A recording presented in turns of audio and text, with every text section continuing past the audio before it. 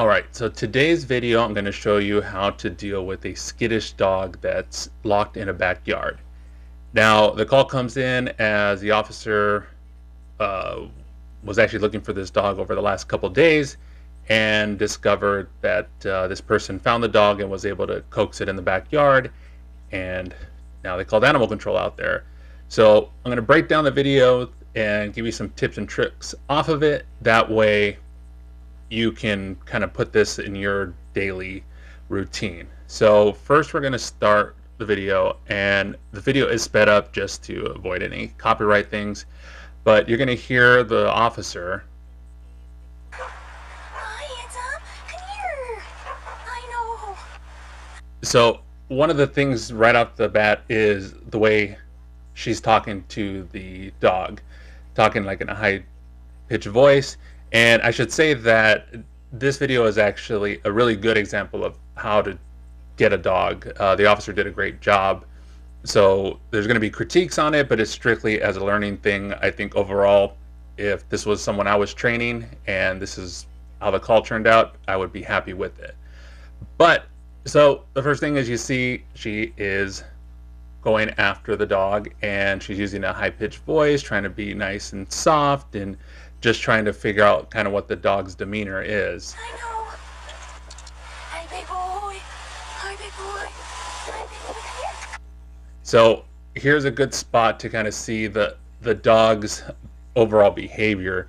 You can see how the back is kind of hunched over, tail is between the legs, the ears are completely back. So having seen the video already, the dog looks more scared than anything else, and that's why it's reacting, but that still makes an extremely dangerous dog for us to deal with. So here's another point too, is the fact that she already has her catch pole open, ready to go. She already knows, again, from previously trying to catch the dog tried to snap at her out in the streets. She lost the visual of the dog back then, now found it again. So this part about being prepared is really important. She didn't just walk in the backyard with a leash and see what happens. No, she's ready to go. Come here.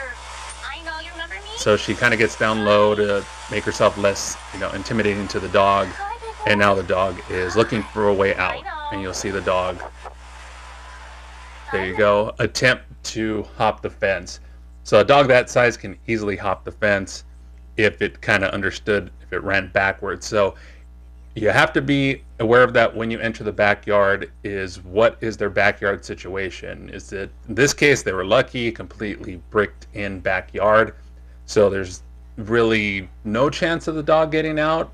And this could be a house that has some old, worn down wooden fences, and that's going to be a great escape route for the dog.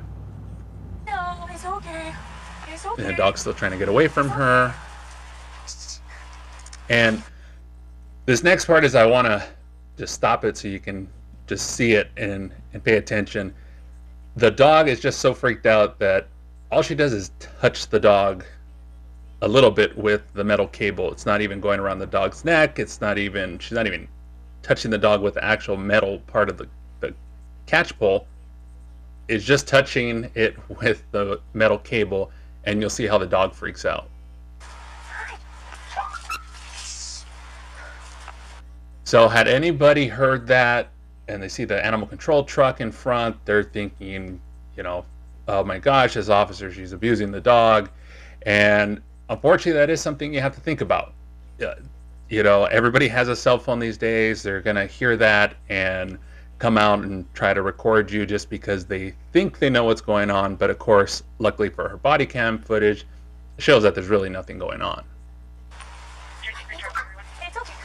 Come here. Come here. So again, the dog just trying to find an escape route. I know. And here's also a very important part, is that when she came into the backyard, she closed and made sure the door was secure. So this is where I always say the joke of you lock yourself in the backyard with an aggressive dog. This is the perfect example of that. So we'll fast forward a little bit. Now the dog is looking in the corner. It sees light. It sees movement out there. So it just knows that's its point of freedom. So it's going to try its best to get through that. And you're going to also see too how when she starts touching the dog with the catch pole, it's really going to start reacting and yelping pretty loud. Okay. It's okay. It's okay. So you saw the dog try to bite the catch pole, and now it's really just afraid because now it's cornered. You cornered it. Here's another point that you need to pay attention to when you go in the backyard, and this is just how many things have to go through your head. And when I say that, this isn't a way to like scare you or deter you, because it does become second nature as long as you just always remember you've got to keep an eye out for all this.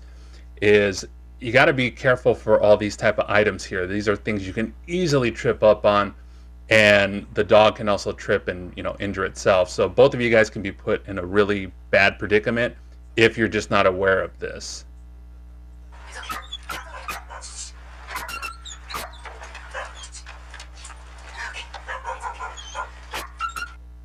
And remember too, the dog is going to try to now get past you because it's getting really frustrated. It can't get out. You're trying to grab it, so it's going to know that when it ran back the other way, there was more open room and you weren't able to get it. Trust me, they will remember that. I know. You're too smart. And she's still talking, nicely to the dog, talking to the dog. I do that all the time, asking him like, well, what are you guys doing? Why are you doing this, dog? Like, come on. It's just a way to kind of keep just verbal communication with the animal. Hopefully it can calm it down, even though it is completely stressed out at the moment.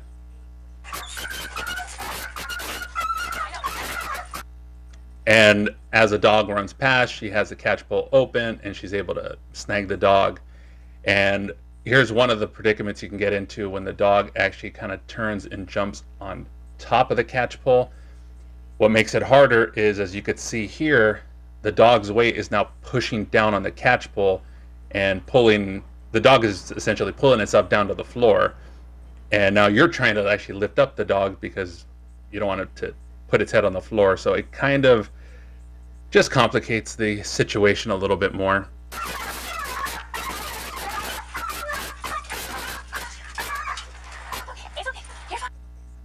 So again, see, talking to the dog in a nice, controlled voice. Officer's not freaking out. Pretty sure she's had this exact scenario happen multiple times.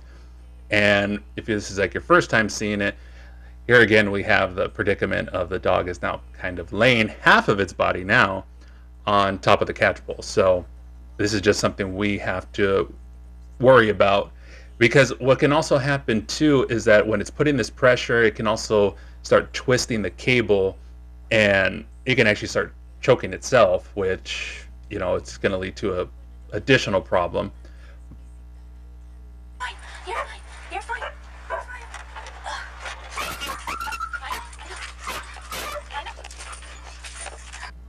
So here's another perfect example that whenever you're dealing with an aggressive dog or you're dealing with a skittish dog and you need to get it to the truck, but obviously you never want to drag a dog.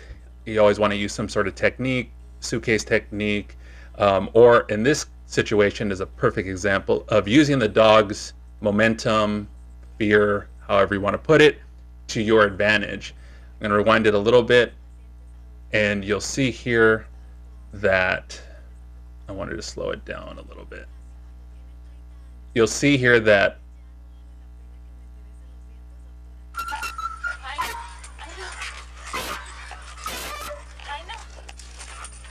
see how the dog is now looking, and starts, boom, it tries to run out. So in that situation, I would have just kept trying to run, don't even worry about the door. You can come back and close that later, as long as you didn't have another dog back there to deal with, but just start running with the dog. Almost, at that point, you're kind of just like pushing it to and guiding it exactly where you want it to go. But as you saw the fear that the dog had and the fact that it just wanted to leave, you got to use that to your advantage and get that dog to run in the direction you want. It's kind of funny when you're running with the dog down the street, because I've had it where it chase it and I'm about like 4 or 5 houses away from my truck. So now I have to go down there and get it. And like I said, you kind of use this to your advantage. Okay, so now we'll go back and finish up the video.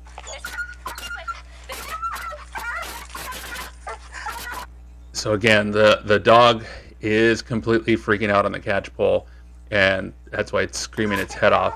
Now again, the officer's not doing anything to it at all. The officer literally just standing there, and the dog is doing all these reactions. And see, she does it right there. If you notice how she's kind of spinning almost, because she's trying to keep the dog's momentum going.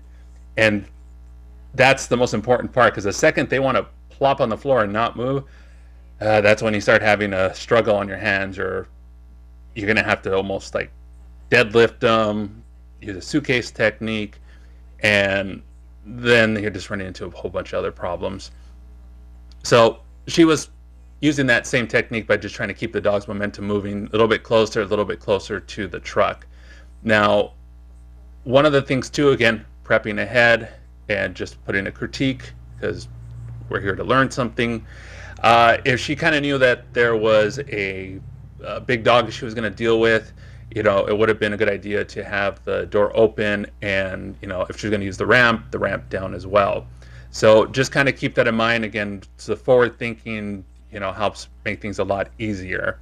And done it too where you think, oh, routine call, no big deal, but it's those little things that are going to make your job so much easier if you just kind of mentally think ahead at this point. You see, she's still kind of spinning the dog around. But now that the dog is trying to go under the truck, again, you can see it's completely biting the catch pole a lot. She doesn't want it to go under there because then it's going to be hard to get it out. Plus, it's going to probably burn itself on the exhaust. So, I think I've said this before, is the dogs, when they bite the catch pole, they will usually bite their tongue, so then you're going to see blood on the catch pole, on the dog's mouth. So again, visually, with no one understanding what's going on, it's going to look really bad on your part. So you'll kind of see here where she kind of is talking to the dog, but she's also kind of talking and saying what's going on for the people around her.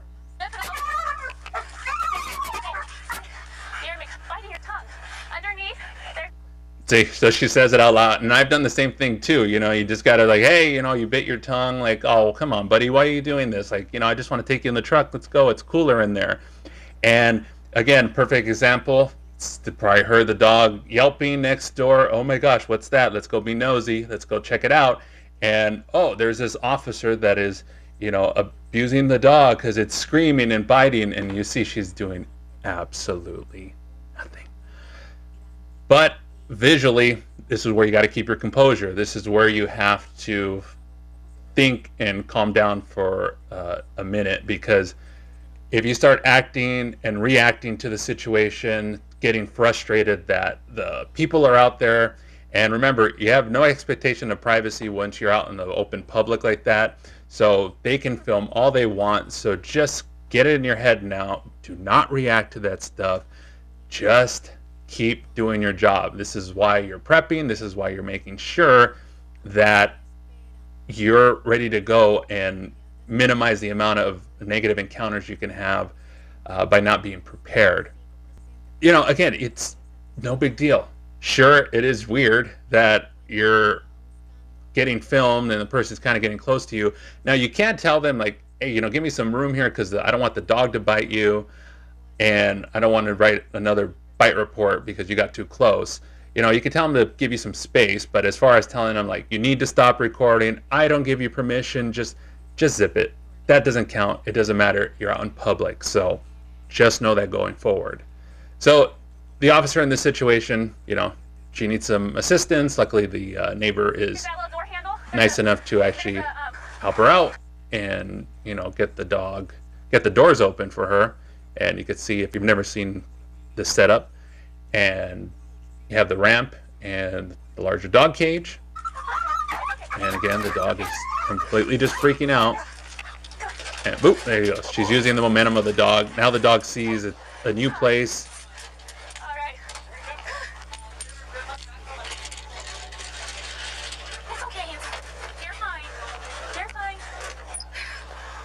See, again, talking to the dog, kind of letting everybody know we're fine. No, the dog's okay. And again, the dog is perfectly fine.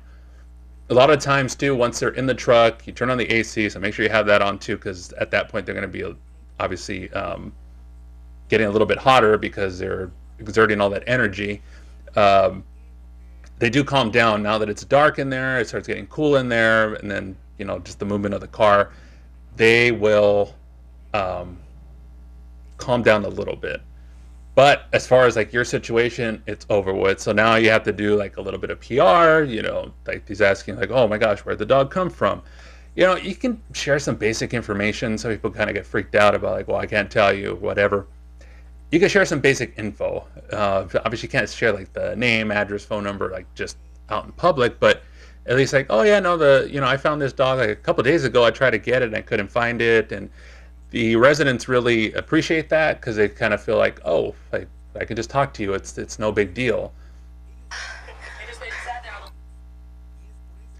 So that's pretty much the end of the video for that one.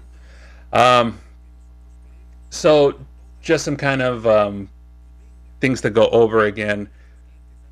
Prepare, you know, assess the call as you're going to the call. Confined dog, might be aggressive, might not be. You're prepared. She went in the backyard with the catch bowl ready to go. And, if she had the truck door open, that scenario would have closed a lot quicker. Sure, if the dog got out, yeah, you got to run over there and put the ramp away and close the door. But, it's about like 5-10 seconds. You'll be out on the road and heading on to, grab the loose dog. But she did everything she could possibly. Again, with the size of the dog, I mean, you can see it in the video. She's fighting it, and just pure muscle versus her. And she wasn't doing anything bad to the dog, but the dog will react and the dog will cause a scene.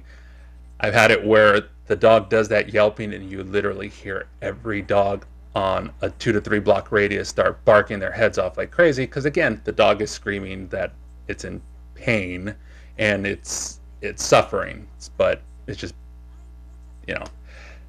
acting like a scared dog does. So that's the end of this video. If you have any other questions, comments about this topic specifically, you can leave them below, or you can send them off in my emails. And if not, we will do another video and break it down for you, and hopefully that helps you out in the field. Later.